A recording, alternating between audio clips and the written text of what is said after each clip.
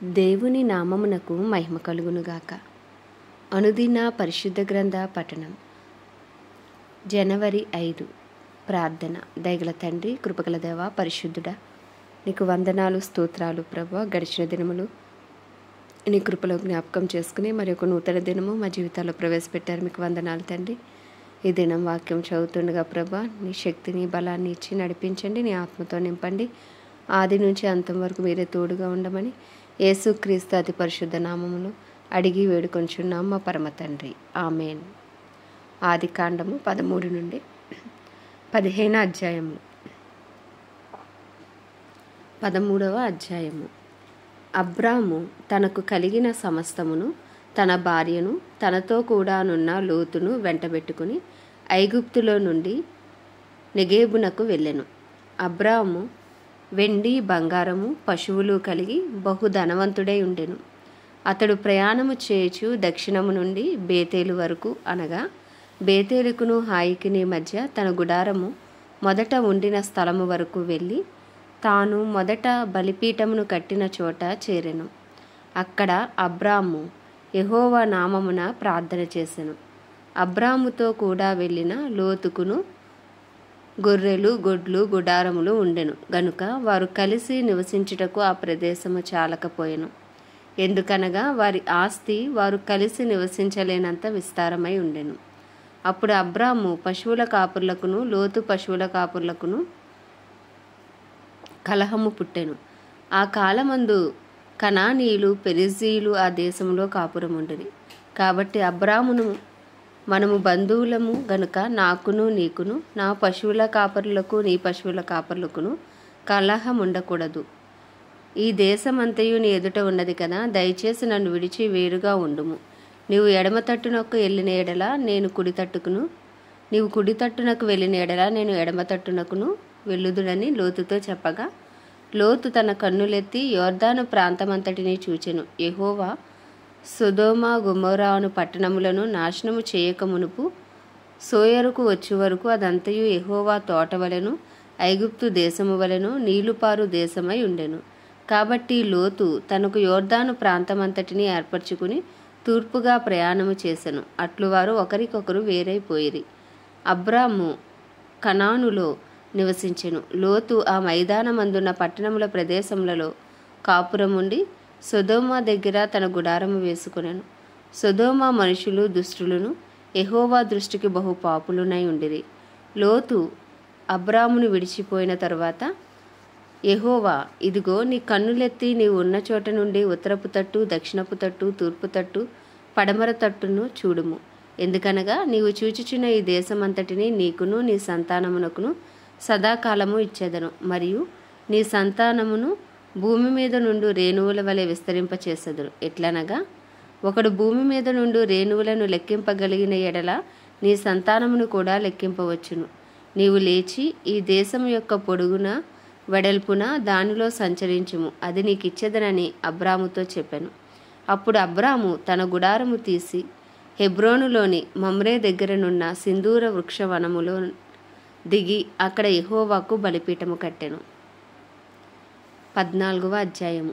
షీనారు రాజైన అమ్రాపేలు, ఎల్లాసరు రాజైన అరియోకు, ఏలాము రాజైన కదొర్లాయోమెరు, గోయీయుల రాజైన తిదాలు అనువారి దినములలో వారు సొదొమ రాజైన బెరాతోను, గొమొర్రా రాజైన బిర్షాతోను, అద్మా రాజైన షీనాబుతోను, సెబేయుల రాజైన షెమెబెరుతోను, సోయరు అను బెలరాజుతోను యుద్ధము చేసిరి. వీరందరూ ఉప్పు సముద్రమైన సిద్దూము లోయలో ఏకముగా కూడి 12 సంవత్సరములు కదొర్లాయోమెరుకు లోబడి 13వ సంవత్సరమున తిరుగుబాటు చేసిరి. 14వ సంవత్సరమున కదొర్లాయోమెరును అతనితో కూడానున్న రాజులను వచ్చి అష్తారోతు, కర్నాయీములో రెఫాయీయులను, హాములో జూజీయులను, షావే కిర్యాతాయిము మైదానములో ఏమీయులను కొట్టిరి. మరియు హోరీయులను అరణ్యము దగ్గరనున్న ఎల్పారాను వరకు తరిమి సేయూరు పర్వత ప్రదేశంలో వారిని కొట్టిన తర్వాత తిరిగి కాదేశను ఎన్మిష్పతుకు వచ్చి అమాలేకుల దేశమంతటిని హసాసోన్ తామారులో కాపురమున్న అమోరీయులను కూడా కొట్టిరి. అప్పుడు సొదొమ రాజును, గొమొర్రా రాజును, అద్మా రాజును, సెబోయిము రాజును, సోయరును, బెలా రాజును బయలుదేరి సిద్దీము లోయలో వారితో అనగా ఏలాము రాజైన కదొర్లాయోమెరు, గోయీయుల రాజైన తిదాలు, షీనారు రాజైన అమ్రాపేలు, ఎల్లాసారు రాజైన అరియోకు అను నలుగురితో ఆ 5 రాజులు యుద్ధము చేసిరి. ఆ సిద్దీము లోయలో విస్తారమైన మట్టికీలు గుంటలు ఉండెను. సొదొమ గొమొర్రాల రాజులు పారిపోయి వాటిలో పడిరి. శేషించిన వారు కొండకు పారిపోయిరి. అప్పుడు వారు సొదొమ గొమొర్రాల ఆస్తి యావత్తును వారి భోజన పదార్థములన్నీ పట్టుకుని పోయిరి.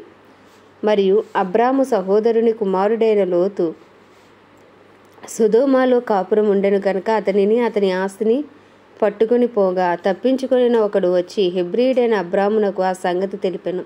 అప్పుడు అతడు ఎష్కోలు సహోదరుడును ఆనేరు సహోదరుడునైన మమ్రే అను అమోరీని ఏలోను వనములో కాపురం ఉండెను. వీరు అబ్రాముతో నిబంధన చేసుకొనిన వారు. అబ్రాము తన తమ్ముడు చెరపట్టబడినని విని తన ఇంట పుట్టి అలవరచబడిన 318 మండుగురిని వెంటబెట్టుకుని దాను మట్టుకు ఆ రాజులను తరిమెను. రాత్రివేళ అతడును అతని దాసులను వారికి ఎదురుగా మొనలు తీర్చి వారిని కొట్టి దమస్కునకు ఎడమతట్టున్న హోబా మట్టుకు తరిమి ఆస్తి యావత్తు తిరిగి తెచ్చి తన తమ్ముడైన లోతును అతని ఆస్తిని, స్త్రీలను, ప్రజలను తిరిగి తీసుకుని వచ్చెను. అతడు కదొర్లాయోమెరును అతనితో కూడానున్న రాజులను ఓడించి తిరిగి వచ్చినప్పుడు సొదొమ రాజు అతనిని ఎదుర్కొనుటకు రాజులోయ అను షావేలోయ పట్టుకు బయలుదేరి వచ్చెను. మరియు షాలేము రాజైన మెల్కీసెదెకు రొట్టెను, ద్రాక్షారసమును తీసుకుని వచ్చెను. అతడు సర్వోన్నతుడగు దేవునికి యాజకుడు. అప్పుడు అతడు అబ్రామును ఆశీర్వదించి ఆకాశమునకు భూమికిని సృష్టికర్త అను సర్వోన్నతుడైన దేవుని వలన అబ్రాము ఆశీర్వదింపబడునుగా కానియు నీ శత్రువులను నీ చేతికి అప్పగించిన సర్వోన్నతుడగు దేవుడు స్తుతింపబడునుగా కానియు చెప్పెను. అప్పుడు అతడు అన్నిటిలో ఇతనికి 10వ వంతు ఇచ్చెను. సొదొమ రాజు మనుషులను నాకిచ్చి ఆస్తిని నీవే తీసుకొనుమని అబ్రాముతో చెప్పగా అబ్రాము నేనే అబ్రామును ధనవంతునిగా చేసితనని నీవు చెప్పకుండానట్లు ఒక నూలు పోగైనను చెప్పుల వారైనను నీ వాటిలో ఏదైనాను తీసుకొనను అని ఆకాశమునకును భూమికిని సృష్టికర్తయను సర్వోన్నతుడు నీ దేవుడునైన యెహోవా ఎదుట నా చెయ్యి ఎత్తి ప్రమాణము చేసి ఉన్నాను. అయితే ఈ పడుచువారు భుజించినది తప్ప నాతో కూడా వచ్చిన ఆనేరు, ఎష్కోలు, మమ్రే అని వారికి ఏ ఏ భాగములు రావాలనో ఆయా భాగములు మాత్రము వారిని తీసుకొననిమ్మని సొదొమ రాజుతో చెప్పెను. 15వ అధ్యాయము. ఇవి జరిగిన తర్వాత యెహోవా వాక్యము అబ్రామునకు దర్శనమందు వచ్చి అబ్రామా భయపడుకుము, నేను నీకు కేడెము, నీ బహుమానము అత్యధికమగునని చెప్పెను. అందుకు అబ్రాము ప్రభువైన యెహోవా నాకేమి ఇచ్చిననేమి, నేను సంతానము లేనివాడనై పోవుచున్నానే, దమస్కు ఎలియాజరే నా ఇంటి ఆస్తి కర్తయగును గదా. మరియు అబ్రాము ఇదిగో నీవు నాకు సంతానం ఇయ్యలేదు గనుక నా పరివారములో ఒకడు నాకు వారసుడగునని చెప్పగా యెహోవా వాక్యం అతని యొద్దకు వచ్చి ఇతడు నీకు వారసుడు కాడు, నీ గర్భవాసమున పుట్టబోవుచున్నవాడు నీకు వారసుడగునని చెప్పెను. మరియు ఆయన వెలుపలికి అతనిని తీసుకుని వచ్చి నీవు ఆకాశం వైపు తేరిచూచి నక్షత్రములను లెక్కించుటకు నీ చేతనైతే లెక్కించమని చెప్పి నీ సంతానము అలాగవునని చెప్పెను. అతడు యెహోవాను నమ్మెను, ఆయన అది అతనికి నీతిగా ఎంచెను. మరియు ఆయన నీవు ఈ దేశమును స్వతంత్రించుకొనున్నట్లు దాని నీకిచ్చుటకు కల్దీల ఊరను పట్టణములో నుండి నిన్ను యువతలకు తీసుకుని వచ్చిన యెహోవాను నేనే అని చెప్పినప్పుడు అతడు ప్రభువైన యెహోవా నేను దీన్ని స్వతంత్రించుకునేదని నాకెట్లు తెలియననగా ఆయన 3 ఏండ్ల పెయ్యను, 3 ఏండ్ల మేకను, 3 ఏండ్ల పొట్టేలును, ఒక తెల్ల గువ్వను, ఒక పావురపు పిల్లను నా యొద్దకు తెమ్మని అతనితో చెప్పాను. అతడు అవన్నీ తీసుకొని వాటిని నడుమకు ఖండించి దేని ఖండమును దాని ఖండమునకు ఎదురుగా ఉంచెను. పక్షులను అతడు ఖండింపలేదు. గద్దలు ఆ కళేబరముల మీద వాలినప్పుడు అబ్రాము వాటిని తోలివేసెను. ప్రొద్దుగుంకబోయినప్పుడు అబ్రామునకు గాఢనిద్ర పట్టెను. భయంకరమైన కటిక చీకటి అతని కమ్మగా ఆయన నీ సంతతి వారు తమది కాని పరదేశమందు నివసించి ఆ దేశపు వారికి దాసులుగా ఉందురు. వారు 400 ఏండ్లు వీరిని శ్రమ పెట్టుదురు. వీరు ఎవరికి దాసులవుదురో ఆ జనమునకు నేనే తీర్పు తీర్చుదును. తరువాత వారు మిక్కిలి ఆస్తితో బయలుదేరి వచ్చెదరు. నీవు క్షేమముగా నీ పితరుల యొద్దకు పోయేదవు. మంచి వృద్ధాప్యమందు పాతిపెట్టబడదువు. అమోరీయుల అక్రమము ఇంకనూ సంపూర్ణము కాలేదు గనుక నీ 4వ తరము వారు ఇక్కడికి మరలా వచ్చెదరని నిశ్చయముగా తెలుసుకొనమని అబ్రాముతో చెప్పెను. మరియు ప్రొద్దుగుంకి కటిక చీకటి పడినప్పుడు రాజుచున్న పొయ్యియు అగ్ని జ్వాలయును కనబడి ఆ ఖండముల మధ్య నడిచిపోయెను. ఆ దినమందే యెహోవా ఐగుప్తు నది మొదలుకొని గొప్ప నది అయిన యూఫ్రటీసు నది వరకు ఈ దేశమును అనగా కేనీయులను, కనిజీయులను, కద్మోనీయులను, హిత్తీయులను, పెరిజీయులను, రెఫాయీయులను, అమోరీయులను, కనానీయులను, గిర్గాషీయులను, ఎబూసీయులను నీ సంతానమునకిచ్చి ఉన్నానని అబ్రాముతో నిబంధన చేసెను. ఆమేన్. దేవుడి పరిశుద్ధ వాక్యము మన వినికిడిలో దీవించును గాక. ప్రార్థన.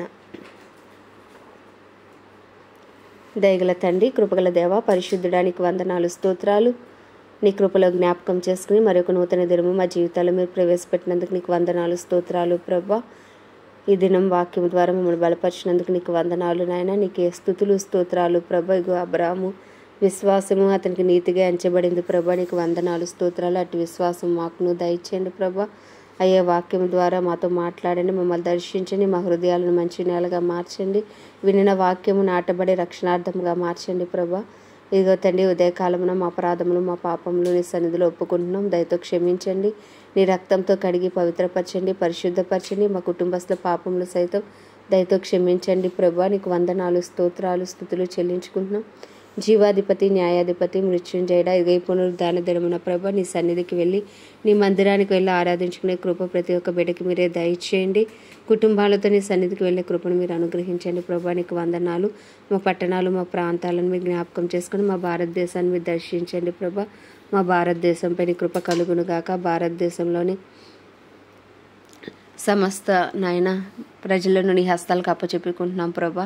అందరికీ అంతటా రక్షణ కలుగునట్లు ఒక బలమైన ఉజ్జీవాన్ని రగిలించండి ప్రభా. ఇంకను సువార్త అందరి గ్రామాలు ప్రాంతాలు పట్టబడినట్లు నీ కృపను అనుగ్రహించండి ప్రభా. ఇజ్రాయెల్ దేశాన్ని జ్ఞాపకం చేసుకుని ఇజ్రాయెల్ సరిహద్దులో సమాధానం ఉంచండి ప్రభు. ఇజ్రాయెల్లో నీ చిత్తము జరిగించండి నాయన. అయ్యా నీకే వందనాలు, స్తోత్రాలు ప్రభా. నీకే స్తుతులు చెల్లించుకుంటున్నాం ప్రభా. అయ్యా తండ్రి నీకు వందనాలు. ఈ దినం ఇండోనేషియా కొరకు ప్రార్థిస్తున్నాం ప్రభు. ఇండోనేషియాపై నీ కృప కలుగును గాక. అయ్యా నీకు వందనాలు, వందనాలు, వందనాలు. ఇండోనేషియాలో ప్రజలకు నీ కృప విస్తరించును గాక అని ప్రార్థిస్తున్నాం ప్రభా. నీకే స్తుతులు, స్తోత్రాలు ప్రభా. గొప్ప దేవుడా, మంచి దేవుడా, మహోన్నతుడా, నీకే వందనాలు, వందనాలయ్యా. అయ్యా ప్రపంచ దేశాలన్నింటినీ వాటిని పరిపాలిస్తున్న రాజులను, వారి కింద పనిచేసిన ప్రజలను అయ్యా నీ హస్తాలకు అప్పచెప్పుకుంటున్నాం. అందరికీ అంతటా నాయన రక్షణ కలుగునట్లు నీ కృపను విస్తరింపచేయండి. జ్ఞానం, వివేచన దయచేయండి ప్రభా. నీకే స్తుతులు, స్తోత్రాలు ప్రభా. అయ్యా అలాగే తండ్రి నాయన క్రైస్తవులందరినీ రూపాంతరపరచండి, నీ రూపులోకి మార్చండి ప్రభా. నీ చిత్తం వారి జీవితాల్లో జరిగించండి అయ్యా. నీ చిత్తానుసారులుగా వారిని మార్చండి ప్రభా. పరిశుద్ధాత్మను కుమ్మరించండి. దైవజనులందరినీ నీ హస్తాలకు అప్పచెప్పుకుంటున్నాం అయ్యా. వారి ప్రయాణాల్లో నీ కాపుదల, భద్రత దయచేయండి. నిలవబడ ప్రతి చోట వాక్శక్తిని అనుగ్రహించి ధైర్యంతో వాక్యమును బోధించినట్లు నీ కృపను దయచేయండి ప్రభా. భయంకరమైన ప్రాంతాల్లో ప్రభా నాయన సువార్తను నాయన చేయలేని ప్రాంతాల్లో సువార్త చేస్తున్న సువార్థికులను ప్రత్యేకించి నీ కాపుదల, భద్రత ఉంచమని ప్రార్థిస్తున్నాం ప్రభా. నీకే వందనాలు గొప్ప దేవుడా. అయ్యా అలాగే మా ఎలా అపరాధం చేసిన వారిని మేము క్షమించిన ప్రకారం అపరాధములు క్షమించండి. శోధనలోకి తేవద్దు ప్రభా. ప్రతి కీడు నుండి మమ్మల్ని తప్పించండి. దుష్టుడి బారి నుండి మమ్మల్ని తప్పించండి ప్రభా. మా అనుదిన ఆహారం మాకు నేడు దయచేయమని, ఈ దినమంతా మీరు మాకు తోడుగా ఉండి నడిపించమని, ఈ కొద్దిపాటి ప్రార్థనా మనవులు నీ పాద సన్నిధికి చేర్చుకోమని యేసుక్రీస్తు అతి పరిశుద్ధ నామంలో అడిగి వేడుకొనిచున్నాం మా పరమ తండ్రి. ఆమేన్. ప్రభు యేసు రక్తమే జయం, ప్రభు యేసు వాక్యమే విజయం, ప్రభు యేసు నామంలో సంపూర్ణ విజయము కలుగును గాక. ఆమేన్, ఆమేన్, ఆమేన్.